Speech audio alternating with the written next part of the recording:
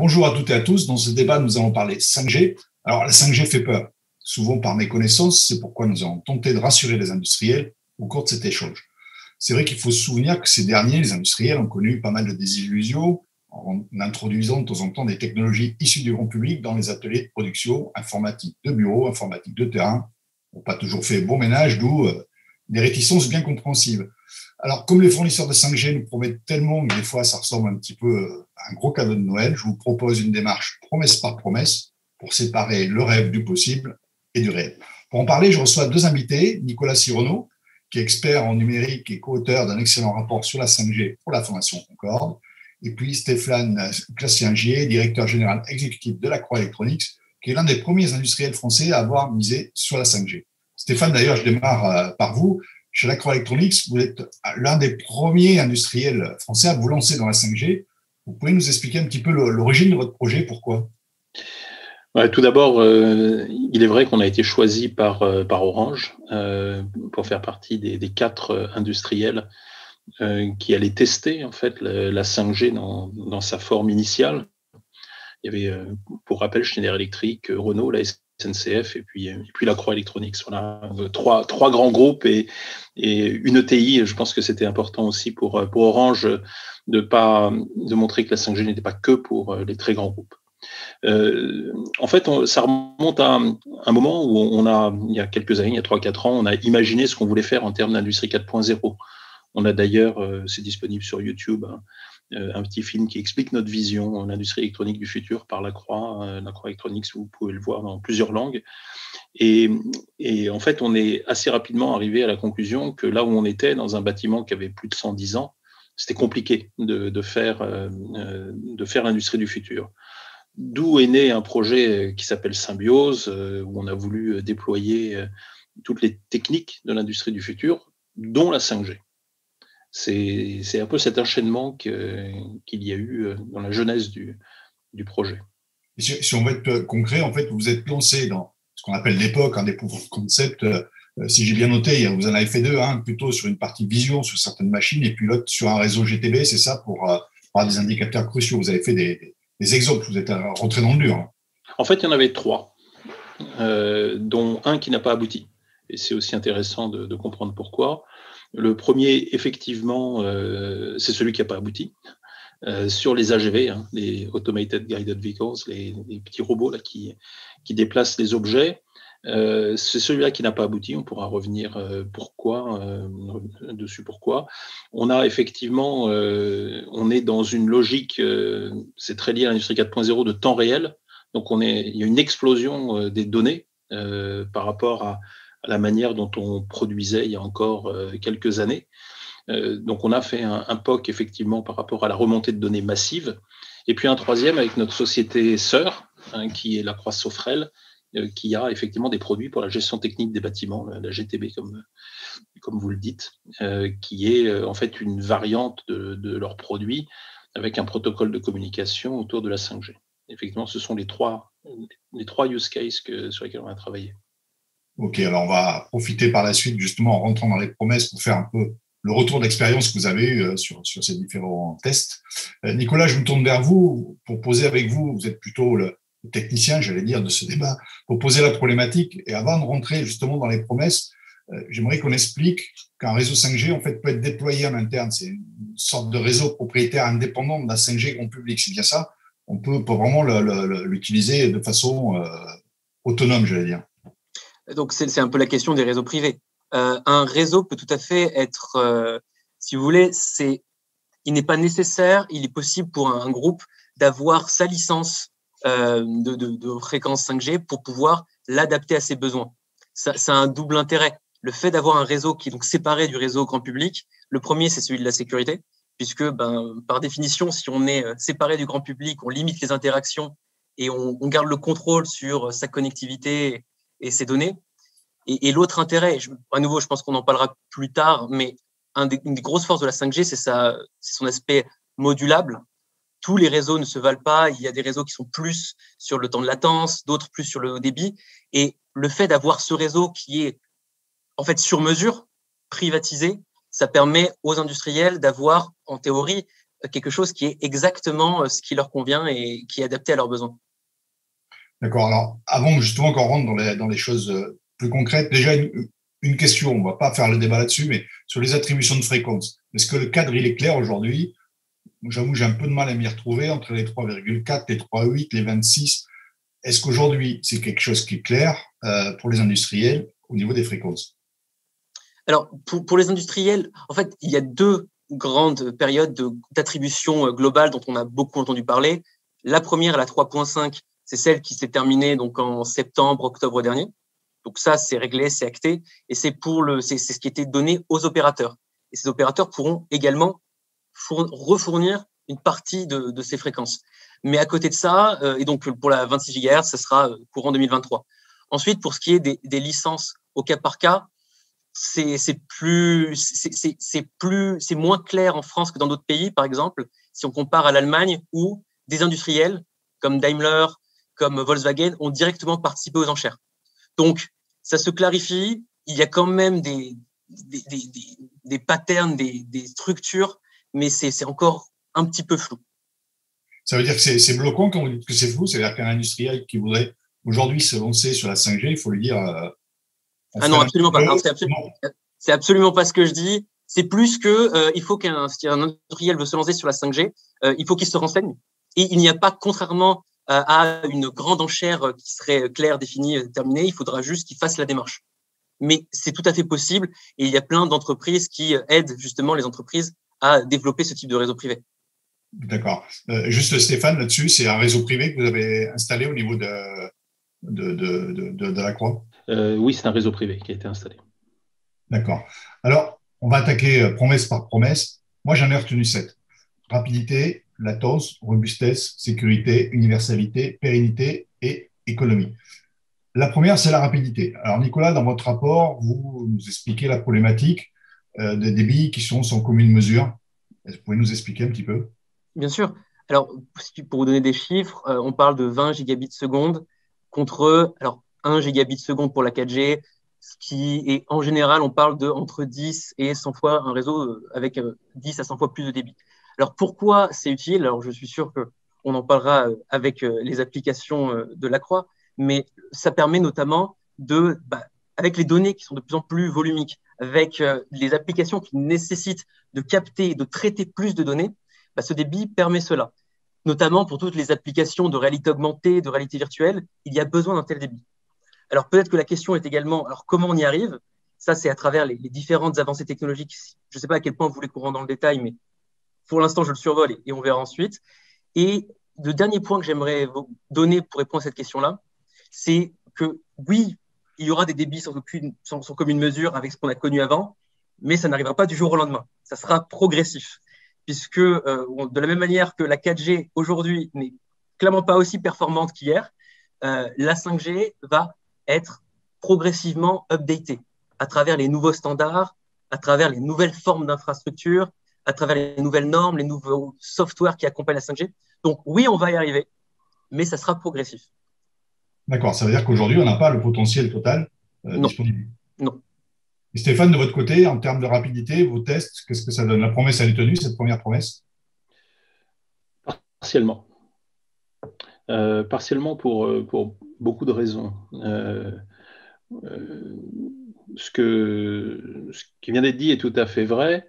La 5G est beaucoup plus rapide que la 4G. Cela dit, quelque chose qu'il faut avoir en tête, puisqu'ici on parle d'industrie, la 3G, la 4G n'a pas réussi à pénétrer le domaine industriel. Ça a été un échec.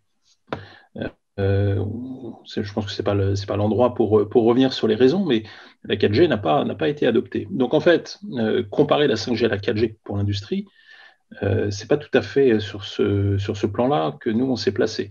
On a fait des tests où on a comparé au LAN, on a comparé à la fibre, on a comparé au Wi-Fi. Et c'est là où on a fait les tests, en fait, puisque dans notre raisonnement, si on utilise la 5G, c'est par rapport à des technologies qui sont actuellement utilisées dans l'industrie. On est plutôt satisfait sur tout ce qui est flux descendant, ce que dans le jargon on appelle le downlink, où on atteint des on va dire, des débits qui sont assez similaires avec le Wi-Fi 5, qui sont probablement, ce sera à revoir quand il y aura le Wi-Fi 6. On ne l'a pas testé contre le Wi-Fi 6.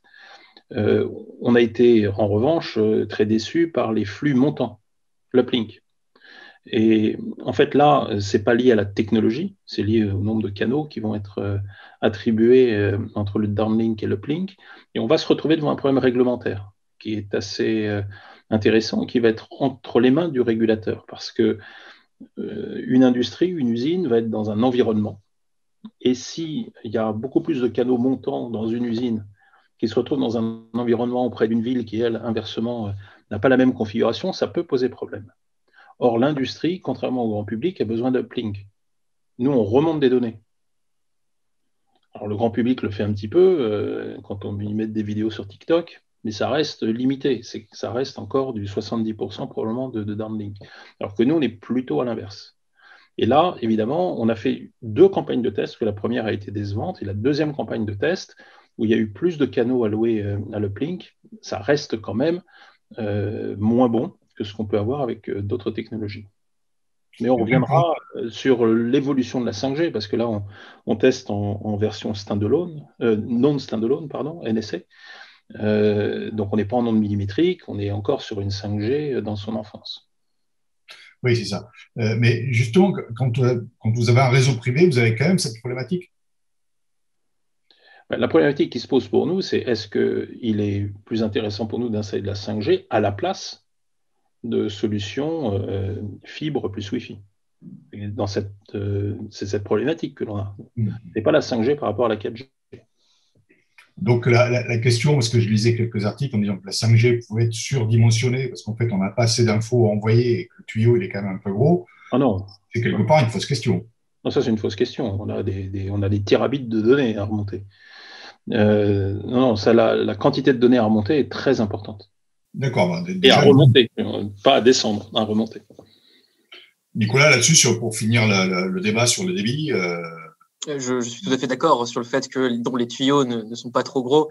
Et si on met en comparaison ce que notre étude était sur l'aspect industriel, mais également grand public, un des intérêts de la 5G, c'est quand même de répondre aussi à la saturation de la 4G, donc, ce qui est une autre problématique de l'industrie. Mais c'est compliqué. Heureusement que la 5G a des capacités qui ne sont pas uniquement pour l'année qui vient ou les 2 années qui viennent, mais des capacités importantes qui vont permettre d'accueillir au fur et à mesure la donnée. Et déjà aujourd'hui, comme ça vient d'être dit, on peut même des fois regretter qu'il n'y ait pas plus de capacité. Alors, passons à la deuxième promesse, la latence. On parle de diminution de la latence avec la 5G, de l'ordre de la milliseconde. Moi, il y a un terme que je préfère quand même, c'est celui de déterminisme. Pour un automaticien, c'est en fait de garantir que dans un temps donné, on a 100% de l'information qui passe. On va pas faire la guerre entre ces termes-là, mais enfin, c'est quand même important. Est-ce que cette latence, ce déterminisme, on peut parler de déterminisme, Nicolas, là-dessus? Et quels sont les chiffres qu'on peut annoncer? Alors, déjà, donnons les chiffres.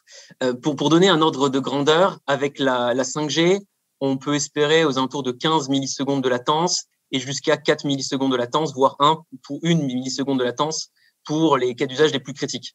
Pour donner un ordre d'idée, alors la 4G, puisque c'est notre point de comparaison dans le rapport, c'est plutôt aux alentours de 50-70 millisecondes.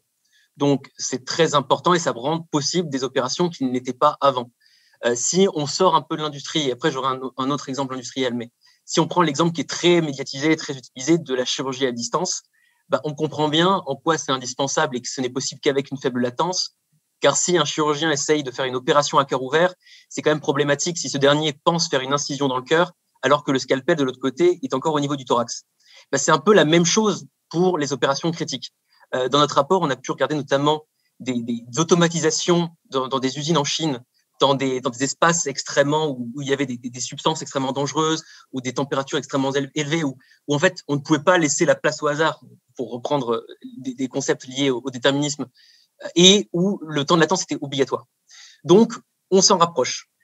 Mais j'aimerais quand même mettre une petite limite, c'est que de la même manière que pour le débit, cette latence aussi faible ne pourra, ces chiffres merveilleux que j'ai pu vous donner en introduction, ne seront possibles qu'à travers les différentes évolutions et l'utilisation des ondes millimétriques. Et même au-delà de ça, pour donner encore une autre réponse sur le déterminisme, aussi efficace que soit la technologie, elle ne pourra jamais dépasser les lois de la physique. Si on pourrait prendre l'exemple de la chirurgie à distance, si vous voulez, la vitesse de la lumière, c'est à 300 km par seconde, ce qui veut dire qu'en une milliseconde, la lumière ne fait que 300 km. Ce qui montre qu'il y a un potentiel, mais par exemple, une opération à plus de 3000 km de Paris-Moscou ne sera pas possible. Et de la même manière, je vous dirais que pour les opérations industrielles, on va se rapprocher d'un déterminisme absolu, mais le hasard aura toujours un peu sa place. Stéphane, de votre côté, ce déterminisme, vous l'avez, enfin, le déterminisme et puis la latence, bon, le résultat. Je dirais un petit peu joker sur le sujet parce que dans les usages que l'on a testés, la latence n'était pas un sujet. En revanche, je rejoins tout à fait ce qui vient d'être dit. On parle de chirurgie, ça peut être aussi le pilotage d'un engin de chantier à distance. Ça peut être évidemment le véhicule autonome avec son dialogue entre voitures, entre véhicules, le V2V, ou dialogue avec les unités de bord de route, le V2I, véhicule à infrastructure, où là, évidemment, les temps de latence, notamment pour le freinage, hein, c'est surtout ça qui va compter, sont fondamentales. Je n'ai pas en tête ce qu'est une milliseconde quand on roule à 130 km/h, mais c'est beaucoup. Donc là, il y a des applications, effectivement, qui peuvent être extrêmement intéressantes dès qu'on est à distance. Qui d'ailleurs, c'est pas le sujet du jour, mais personnellement, je suis très convaincu des technologies haptiques et le retour haptique avec le contrôle à distance me paraît absolument essentiel. C'est-à-dire si on veut conduire, prenons cet exemple que j'ai vu par Ericsson de conduite d'un engin de chantier en Suède à partir de Paris, le retour haptique était important parce qu'on sent effectivement le véhicule s'il est sur du gravier, s'il rencontre un obstacle ou autre. Donc ça, pour moi, c'est vraiment quelque chose d'important. On travaille d'ailleurs, nous, sur l'usage de la réalité virtuelle pour la formation des gens. Et là aussi, on va retrouver les technologies haptiques qui sont très importantes. Mais dans les cas d'usage qu'on a utilisés, on n'a pas pu aller au bout. Je regrette un petit peu le cas de l'usage qu'on a dû arrêter sur les AGV, parce qu'effectivement, là, il fonctionne en Wi-Fi, et le temps de latence permettrait à l'AGV d'aller plus vite, en fait. C'est un petit peu là l'intérêt, c'est que s'il freine plus vite, grâce au temps de latence, alors on peut le faire aller un peu plus vite. Donc c'était quelque chose qu'on avait en tête, mais on n'a pas pu aller au bout parce que l'industriel n'a pas suivi et n'a pas accepté de transformer son produit pour qu'il fonctionne en 5G. Donc c'est ce qui a bloqué en fait le cas d'usage. D'accord, c'est justement la question que j'allais vous poser parce que je me dis on est typiquement dans le cas concret sur la machine, sur les machines d'insertion de composants. Je crois que vous avez fait un essai aussi en remontant des informations de la vision, c'est ça? Oui, mais là, la latence est peu importante parce qu'effectivement, on est sur du contrôle qualité, inspection optique. Oui, donc ça n'a pas d'impact immédiat. Non, là, on est plus effectivement comment on gère avec un grand niveau on va dire, de fiabilité, la remontée des données. Voilà, c'est vraiment ça qu'on a testé. D'accord. Écoutez, alors on va passer sur la troisième promesse. Nicolas, je me retourne vers vous pour parler technique. La troisième, c'est la robustesse. En fait, que ça ne s'écroule pas. Alors, dans la techno, on parle de massive multiple input, multiple output. Pour éviter un écroulement, déjà, est-ce que vous pouvez nous expliquer un petit peu le principe? Alors, c'est une des technologies qui a été associée à la 5G pour obtenir les performances qu'on a pu évoquer avant. Donc, pour essayer d'être un peu schématique, donc c'est en gros, le MIMO existait déjà avant. Et le Massive MIMO est une forme amplifiée de cette technique. En gros, imaginez que sur une portion d'autoroute, il y a une voie aller et une voie retour, ce qui fait qu'il y a une quantité donnée de voitures qui peuvent passer. Imaginez qu'on arrive, grâce notamment à un multiplexage, puisque c'est le terme, de faire passer non pas 2 voies, mais une vingtaine, trentaine de voies. C'est le même principe, ce qui fait que c'est un des enablers de la technologie. Si on pousse le curseur là-dessus, admettons demain que les IoT industriels, il y a un engouement total, dans 5-10 ans, on peut arriver à une saturation? Alors, la réponse, je vais vous donner 2 réponses. A priori, non, mais je vais jouer l'humilité là-dessus, puisqu'il y a beaucoup de facteurs qui vont jouer sur ce sujet. Ça va dépendre de notre consommation de données. Est-ce qu'elle va augmenter? Est-ce qu'on va rentrer dans une période, au contraire, de décroissance numérique? Est-ce que les autres réseaux qui aujourd'hui supportent aussi le réseau 5G vont être décommissionnés? À quelle vitesse? Donc, a priori, non, et ce n'est pas fait pour. Mais aujourd'hui, on est à plus 30%, plus 50% l'année dernière de consommation de données mobiles par an. Donc, a priori, non, mais je ne peux pas être affirmatif. Stéphane, de votre côté, la robustesse, vous l'avez retrouvée? La manière dont on a testé le produit, c'est en utilisant les Ericsson DOT, les petites antennes DOT, et on avait une antenne 4G, une antenne 5G. En fait, on faisait la 5G sur du réseau 4G. Donc, c'est pas tout à fait le MIMO ou le MIMO. Effectivement, c'est une technologie assez ancienne. Dans le passé, j'étais Alcatel-Lucent. C'est un brevet Lucent qui remonte il y a longtemps maintenant, et qui est une technologie intéressante. Le Massive MIMO, personnellement, j'ai toujours pensé que c'était très américain comme approche, avec cette volonté, notamment aux États-Unis, vu la taille du pays, d'avoir un blast très, très important. S'ils pouvaient mettre sur la Statue de la Liberté plein d'antennes, je pense qu'ils seraient très heureux. Je pense qu'avec les raisonnements beaucoup plus soucieux de l'environnement en Europe, je suis moins convaincu que l'Europe aille vers le Massive MIMO, beaucoup plus, probablement une attitude beaucoup plus raisonnable en millivolts par mètre, en volts par mètre, qui sera exigée sur tout ce qui est station de base. Ceci étant dit, dans l'usine, donc nous on a installé des petites antennes, c'est de la couverture indoor, donc on n'était pas sur ces technologies. Et la robustesse, on n'a pas vu de problème, mais en tant qu'industriel, tant qu'on l'a pas mis en exploitation sur l'ensemble de l'usine, on peut pas tirer une conclusion. Pour juger de la robustesse, il faut l'avoir déployée dans toute l'usine, et le faire fonctionner en mode industriel, pas en mode POC. Oui, justement, parce que je pensais notamment chez vous à tous les problèmes d'électromagnétisme qu'il peut y avoir, de soudage. Si à un moment les industriels mettaient des réseaux blindés, la fibre redondée, c'était pas pour faire joli, mais peut-être ça va m'intéresser. Donc ces conditions extrêmes, en fait, vous les avez pas encore testées. Alors, ça c'est autre chose, c'est-à-dire que avec Orange, il y a toute une phase de radio planning avant l'installation pour savoir où installer les différents points pour éviter les interférences. Donc il y a cette phase-là au moment de l'installation du réseau. Ensuite, une fois qu'il est installé, non, on va pas rencontrer ce type de souci. Le souci, il apparaîtrait si on essayait d'utiliser la 5G en indoor ou en deep indoor à partir d'une station de base qui, elle, est à l'extérieur. Sur tout ce qui est nouveau bâtiment, aux normes HQE, haute qualité environnementale, le signal ne pénètre, je ne vais pas dire qu'il pénètre plus, mais il pénètre très mal.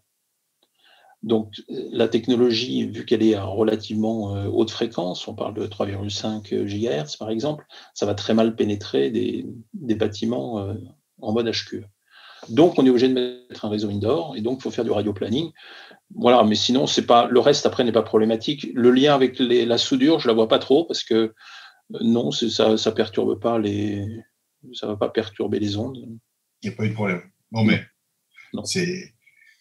l'idée, c'est de voir un peu toutes ces promesses, s'il y a des inconvénients que vous avez pu tester dans les retours d'expérience. Non, des problématiques d'électromagnétisme, on va les avoir pour tout ce qui va émettre. Si on faisait des gros amplis de puissance, ce genre de choses, oui, là on aurait des soucis, mais on fait de l'électronique.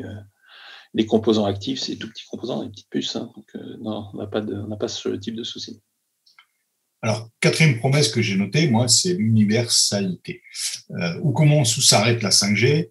Est-ce que c'est la fin des autres réseaux? Vous avez beaucoup parlé depuis le début que la 5G, en fait, vous l'utilisez en réseau non standalone, c'est-à-dire que la 5G utilise une infrastructure 4G.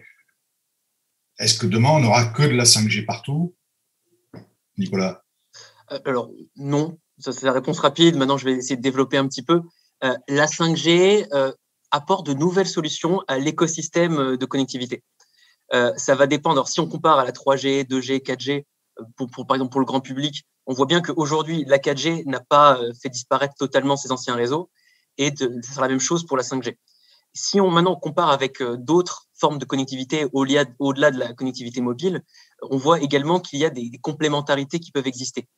La réalité, c'est que, ils ont des avantages et des inconvénients chacun de leur côté, et ils répondent pas au même type de problématiques. Typiquement, pour des opérations non critiques, quelque chose comme le Wi-Fi 6 peut être pertinent si vous n'avez pas besoin particulièrement de faible latence. C'est pas forcément si vous n'avez pas d'outdoor et si vos opérations c'est que des opérations non critiques en haute densité en intérieur, d'autres solutions peuvent être pertinentes. Mais ce que peut permettre la 5G, ce sont de nouvelles choses. Et l'autre élément qui fait que les autres réseaux vont continuer à exister, c'est également parce que tous les terminaux ne sont pas aujourd'hui compatibles avec la 5G. Donc à la fois, les autres réseaux répondent à des besoins différents, à la fois, on voit bien qu'il y a un temps de décommissionnement de chaque réseau, et enfin, il y a une question de compatibilité des réseaux qui fait que d'un constructeur à l'autre, un autre réseau pourrait être plus pertinent. On a parlé des AGV un peu plus tôt, qui des fois n'étaient pas compatibles avec la 5G. C'est le même principe. Stéphane, là-dessus, vous, la 5G, vous avez mixé, et puis, quelque part, comme vous avez des centaines de machines, on imagine bien ce que représente votre entreprise. Je crois que l'usine, c'est 400 ou 500 salariés, c'est ça, pour voir quand même la dimension. Cette usine-là, oui. On a d'autres usines beaucoup plus grandes, mais celle-là fait à peu près 500 salariés. Voilà, donc c'est quand même quelques centaines de machines. J'imagine qu'il y a des protocoles de communication différents qui existent déjà.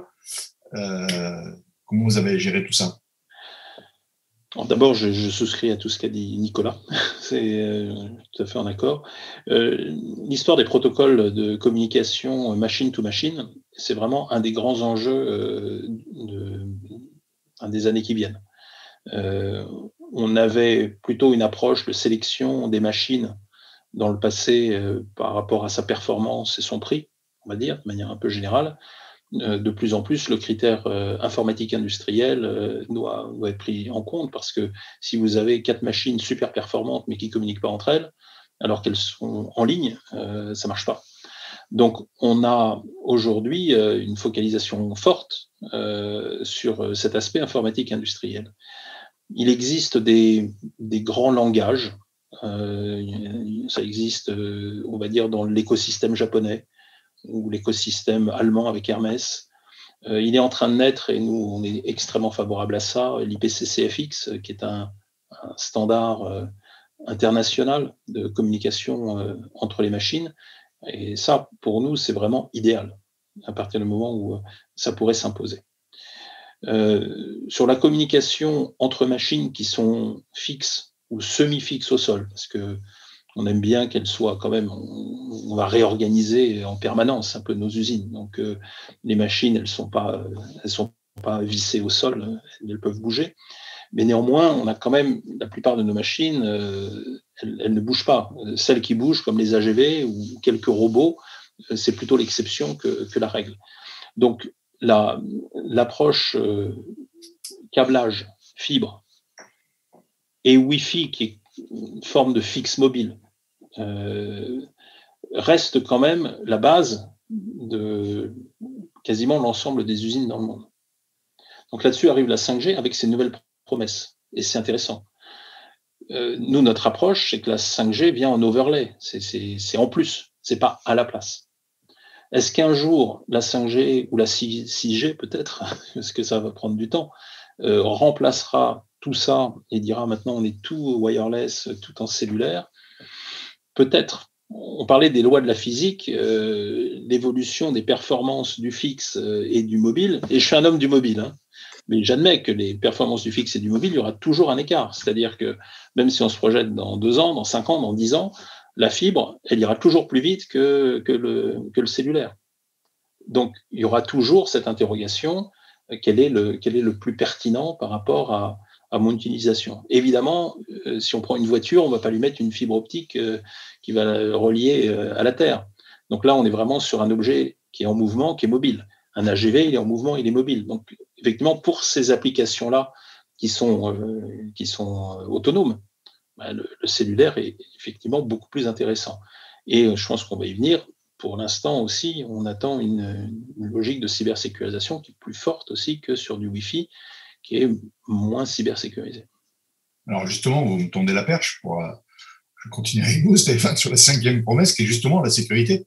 Parce qu'en fait, on nous parle de clés à 256 bits, mais bon, c'est une donnée, ça, pour la cybersécurité. Le problème, c'est qu'on ouvre de plus en plus. Est-ce qu'il y a plus de risques? Comment vous avez pris en compte un petit peu cette approche-là? D'abord, elle est prise en compte par les fabricants, les Nokia, les Ericsson. J'hésite à dire Huawei parce qu'on ne sait pas si on se sécurise ou si on s'expose. Donc, il y a les fabricants qui eux, ont vraiment cette charge-là d'avoir des produits qui ne puissent pas être attaqués. Il y a la deuxième couche qui est l'opérateur, qui lui doit s'assurer aussi que le réseau est bien sécurisé. Quand on regarde le nombre de cyberattaques aujourd'hui, c'est quand même extrêmement rare. Je n'ai même pas beaucoup d'exemples à donner où un réseau mobile a été attaqué avec succès. Alors que des réseaux d'entreprises filaires, on rentre par une imprimante, on rentre par un moyen de test, on rentre par quelqu'un malveillant qui met une clé USB quelque part, c'est beaucoup plus difficile à cybersécuriser. La 5G apporte en plus de la 3 ou de la 4G le slicing. Alors, pas encore, justement, ça c'est la promesse demain. Elle est importante parce que le slicing non seulement permet de cantonner, on va dire, mais en cas d'attaque, permet de limiter l'attaque et de quelque part de fermer, de mettre les pare-feux. En tout cas, juste pour expliquer le slicing, en fait, c'est des tranches de réseau indépendantes, c'est ça, c'est un petit peu ça. Oui, c'est-à-dire qu'un utilisateur comme nous pourrait avoir un slice, 2 slices, 3 slices et dédié en fait. Par exemple, l'exemple que Nicolas donnait d'une intervention chirurgicale, il ne faut pas que quelqu'un vienne piquer cette fréquence-là. Cela, on va la réserver pour les opérations chirurgicales et personne ne pourra y toucher. Ce qui n'est pas le cas aujourd'hui. Aujourd'hui, on est dans une logique de best effort. Hein, et s'il y a un peu de dispo, on peut aller prendre la dispo sur le réseau. N'importe qui peut aller la prendre. Donc, il n'y a pas de cette protection d'une tranche pour une industrie donnée. Et pour un industriel, même à l'intérieur, encore de slicer, c'est possible. Autre question sur la sécurité, Nicolas, je me tourne vers vous, vous êtes peut-être plus spécialisé là-dessus. Toutes ces infos, il y en a qui vont transiter vers l'extérieur, donc vers d'autres pays. Deux questions. D'une part, le cloud-out américain, est-ce que ça pose un problème? Et puis, on a parlé de portes dérobées, de récupération des données par les opérateurs. Deuxième problème, comment on règle ça? Alors, c'est deux problèmes très différents. Alors, pour ce qui est d'abord le Cloud Act, réponse rapide, ce n'est pas un problème particulièrement lié à la 5G. Pour rappeler ce que c'est, le Cloud Act, c'est une loi qui permet au gouvernement américain, en cas de soupçon d'activité terroriste, d'exiger sous contrôle d'un juge indépendant que quelqu'un qui exerce sur le sol américain, donc américain ou étranger, révèle ces données-là. Ce qui fait que, vu qu'on parle de réseaux dont la plupart des données seront quand même en France, avec des opérateurs, des constructeurs qui sont pour la grande majorité non américains, pour moi, c'est un sujet, mais parce que c'est un sujet dans le temps. Donc, ce n'est pas particulièrement lié à la 5G. Ensuite, pour ce qui est de la question des portes dérobées, donc c'est un vrai risque, mais c'est un vrai risque comme un peu tous les réseaux. Concrètement, les portes dérobées, c'est un constructeur qui aurait volontairement laissé une brèche ouverte pour effectuer de l'espionnage industriel. Aujourd'hui, en France, alors comme vous le savez tous, il y a eu des accusations pour certains constructeurs dans d'autres pays. En France, a priori, pour l'instant, il n'y a pas eu de preuve avérée de backdoor, mais cela reste un risque. D'ailleurs, c'est pour ça qu'à la Fondation Concorde, une des choses pour laquelle on pousse beaucoup, c'est de donner les moyens à l'ANSSI, donc l'Agence nationale de sécurité des services de l'information et son équivalent européen, l'ENISA, d'avoir les moyens de contrôler cela et de pouvoir sanctionner si on dévoile ce type de choses. Après, pour la sécurité, j'aimerais quand même appuyer sur une ambivalence de la 5G. C'est que la 5G est, by design, plus sécurisée que les précédentes générations, parce que dans les normes, dans les normes 3GPP, donc les différents releases, par définition, il y a des contraintes plus importantes, notamment le end-to-end encryption, le chiffrement de bout en bout, ce type de choses. Mais à côté de ça, il y aura une augmentation des applications permises par la 5G, et donc à l'image du mobile edge computing, où certains calculs qui ont lieu en réseau auront lieu en périphérie. Et donc, on va augmenter le terrain de jeu pour de potentielles attaques. Ce qui veut dire qu'en définitive, si une entreprise a pris conscience du changement de paradigme, ça sera plus facile à sécuriser. Mais il y a quand même un petit risque dans les habitudes, dans l'erreur humaine, en fait, dans ce changement de paradigme qui sera quand même différent dans la façon d'être sécurisé qu'auparavant. Mais c'est pas lié à la technologie 5G en tant que telle. C'est lié au paradigme qui va être lié à la technologie. Parce que vu qu'avec la technologie, il y aura plus d'applications, il y aura plus de points de contact, il y aura plus de décentralisation, même si la technologie est plus sécurisée, c'est juste quelque chose à prendre en compte.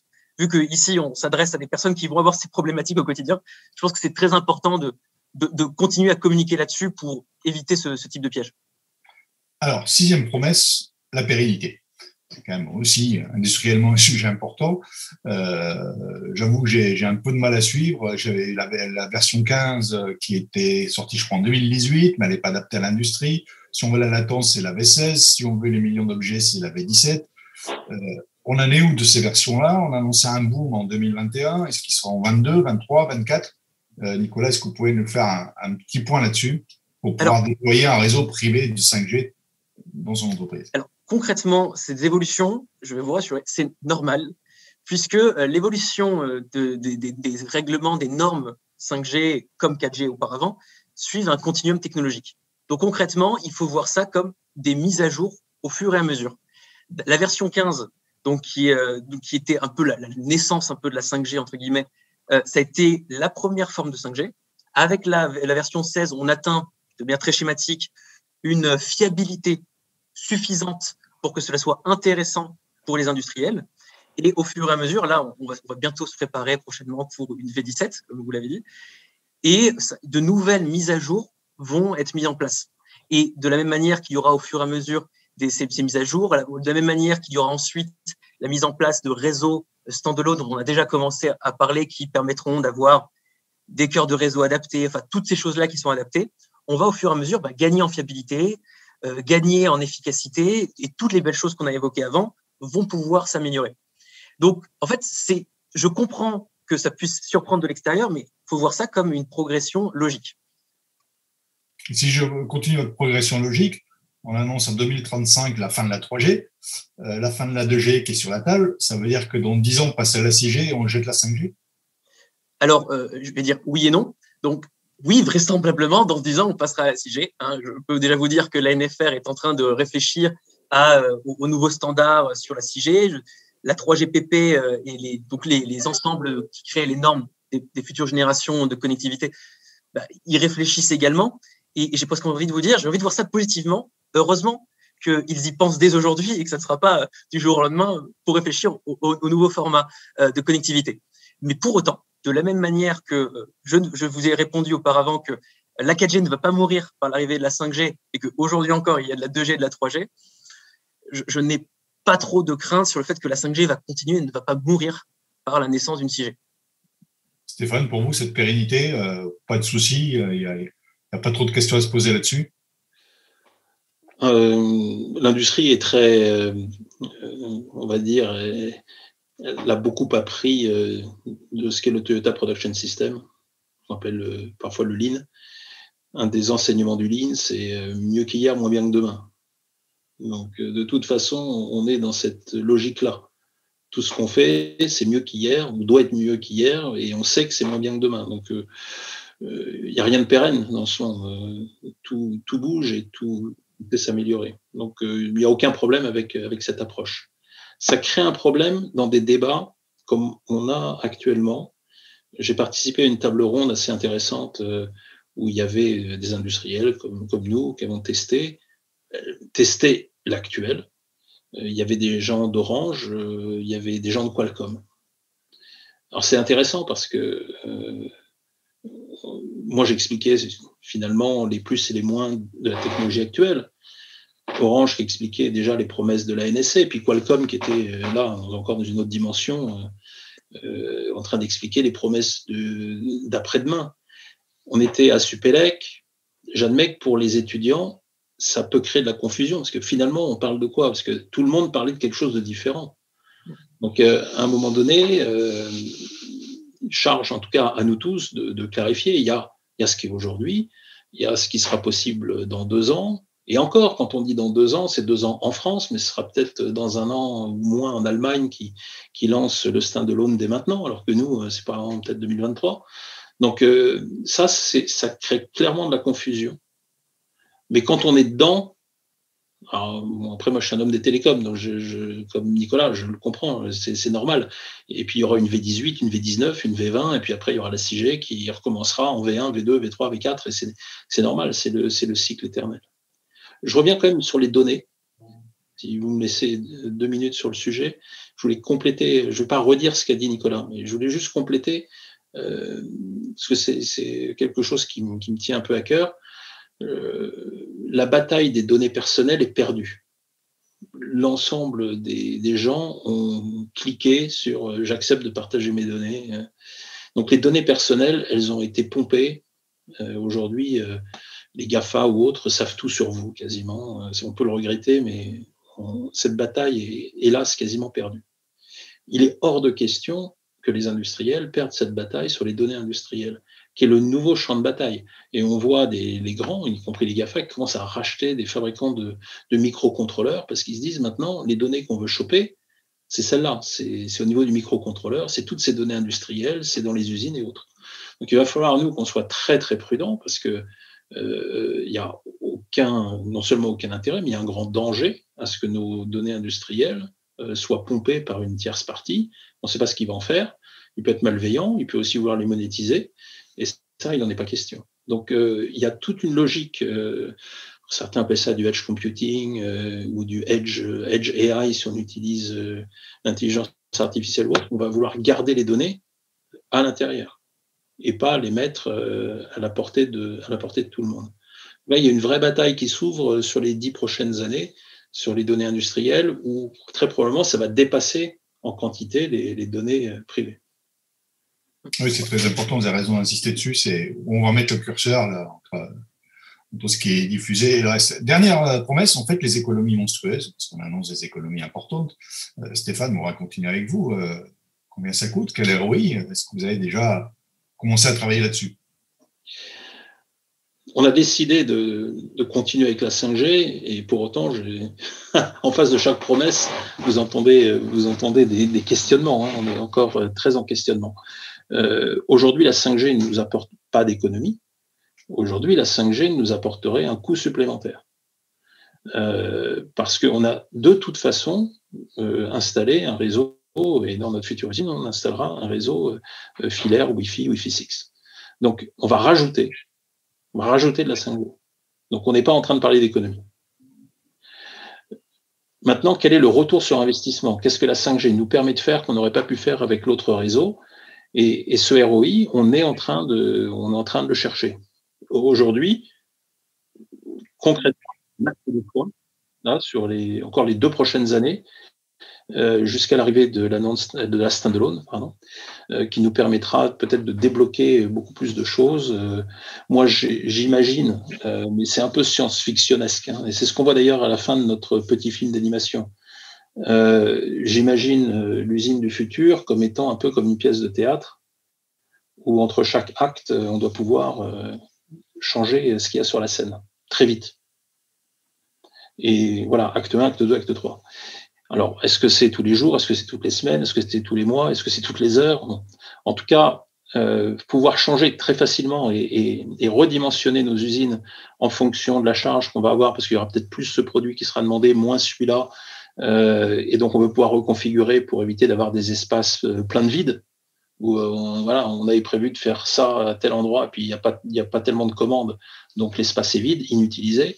Et à côté, on manque de capacité de production. Donc, on veut pouvoir réagencer ces usines de manière très rapide. C'est des choses qu'aujourd'hui, on ne sait pas très bien faire en ordonnancement. Il y a toute une problématique sur les ERP, l'ordonnancement de l'usine. Mais c'est là où je vois un grand intérêt d'être sans fil, parce que dès qu'on a un fil à la patte, c'est compliqué. Il faut rebrancher, il faut remettre toutes les connexions des réseaux, etc. Et donc là, moi, je vois un vrai intérêt. Ça veut dire des coûts de device qui sont faits, parce qu'on a parlé du réseau, mais le réseau, il faut bien qu'il communique, il faut bien qu'il y ait un émetteur à un moment donné. Et donc, ces émetteurs-là, il va falloir que le coût soit extrêmement bas si on veut que nos usines soient recouvertes de capteurs, qu'on ait des milliers de capteurs, parce que c'est ça aussi l'usine du futur, c'est des milliers de capteurs qui vont remonter des données en temps réel, qui vont nous permettre de faire de la maintenance prédictive parce qu'elles vont détecter que quelque chose commence à mal aller. La 5G a cet avantage aussi de pouvoir gérer, faire du device management on parle d'1 million d'objets au kilomètre carré. En tout cas, c'est la promesse. Aucune technologie permet de faire ça aujourd'hui, autre que la 5G. Donc, on imagine une très grande densité d'objets communicants pour pouvoir déplacer nos stations de travail, mais aussi pour pouvoir communiquer et faire de la maintenance. Donc ça c'est ce vers quoi on tend, et c'est pour ça qu'on va continuer à travailler sur un réseau un peu pilote de 5G pour basculer peut-être dans 2 ans avec un déploiement beaucoup plus large. Mais je ne le vois pas en remplacement, je le vois en plus. En fait, vous nous parlez plutôt d'une 8e promesse qui serait une flexibilité encore plus élargie. Oui. Nicolas, je reviens vers vous sur la partie économie, parce qu'il y a une notion dont on n'a pas encore parlé, c'est la consommation électrique. Certains disent que la 5G, c'est une ineptie, que ça consomme énormément. Alors, plus les tuyaux vont être gros, si on a bien compris, plus on va avoir envie de faire transiter des données, plus ça va coûter cher, ça va consommer. Alors, il y a 2 questions en fait là-dedans, et c'est tout le débat aujourd'hui dans la société civile également. C'est est-ce qu'on parle en valeur absolue ou est-ce qu'on parle en valeur par donnée ? Valeur par donnée, la 5G est plus efficace énergétiquement, de par toutes les technologies qu'on a pu évoquer avant, de par le beamforming qui permet de pouvoir être plus efficace lorsqu'on essaye de cibler les personnes qui ont vraiment besoin de données. Un autre exemple que je peux vous donner qui va plutôt dans le bon sens, de par la virtualisation de beaucoup de fonctions, certaines fonctions qui étaient aujourd'hui utilisées par des hardware vont être maintenant passées, vont être cloudifiées, vont être virtualisées. Ce qui fait que tous les réfrigérants, qui étaient un des gros postes de consommation d'énergie auparavant, vont disparaître. Donc, toutes ces choses-là font que, par donnée, on parle de x10, x20 d'efficacité énergétique. Mais évidemment, vu que cette efficacité permet également de multiplier les cas d'usage, par conséquent, il est possible que la multiplication des usages compense ou même surcompense ce gain énergétique. Et ça, on rejoint un peu la question de la saturation. Beaucoup de personnes en parlent, mais bien malin celui qui est capable de prédire l'évolution de la consommation.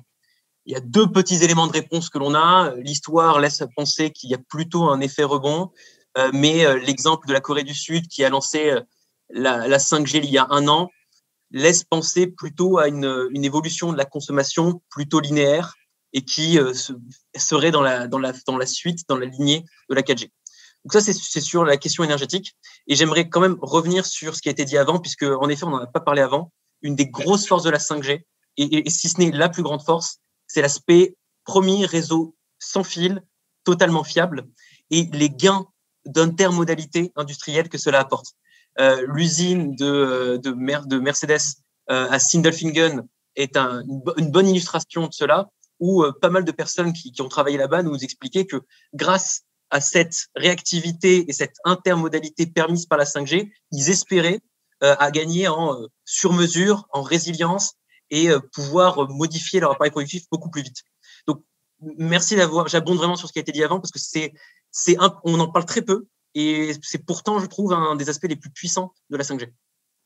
Écoutez, je vais donner un peu la parole à chacun pour conclure. Stéphane, je me tourne vers vous. On a fini les promesses. Dans la pratique, pour vous, c'est plug and play, la 5G, ou c'est plug and play? Je vais juste, désolé, je ne vais pas retarder, mais je reviens sur l'énergie. On fait souvent le parallèle pour les réseaux télécoms avec les autoroutes et les voitures. Parce que finalement, les autoroutes de l'information, et ça reviendrait, en fait, il y a beaucoup de mauvaise foi, parce que ça reviendrait à dire, les gens ont développé des voitures plus petites qui consomment moins, c'est pas bien, parce que finalement, les gens vont acheter plus de voitures. Finalement, ça se résume à ça le débat. Donc plus de voitures, donc ça va consommer plus. Voilà. On peut faire ce type de parallèle. Plug and play, plug and pray, j'ai bien aimé l'expression. Ce dont on s'est aperçu, c'est que je vais prendre les 2 exemples sur lesquels on a travaillé. Donc le S4TH, qui est le produit de la Croix-Sofrel, qui gère en fait l'atmosphère dans une usine, la température, la qualité de l'air, etc. Et puis l'AGV. D'un côté, on a un industriel qui y croit et qui a décidé d'investir dans un produit qui va faire de la 5G. Et c'est pas simple. C'est-à-dire qu'il faut que toute la chaîne du fabricant de chips, prenons Qualcomm, d'un intégrateur peut-être de modules, je ne vais pas donner tous les noms, sinon je vais faire de la pub aux autres. Un OEM qui va, lui, intégrer cette technologie, qui a absolument besoin du support du fabricant de chips à ce stade. Ça, il faut pas imaginer qu'un industriel, il va dire, tiens, je prends le module 5G, ça va marcher. Il y a encore un besoin de travailler avec le fabricant de semi-conducteurs de manière très proche. Il faut que l'industriel dise, moi, ça m'intéresse, et puis j'ai un réseau 5G. Et puis, il faut que l'opérateur fasse en sorte que ce cas d'usage fonctionne.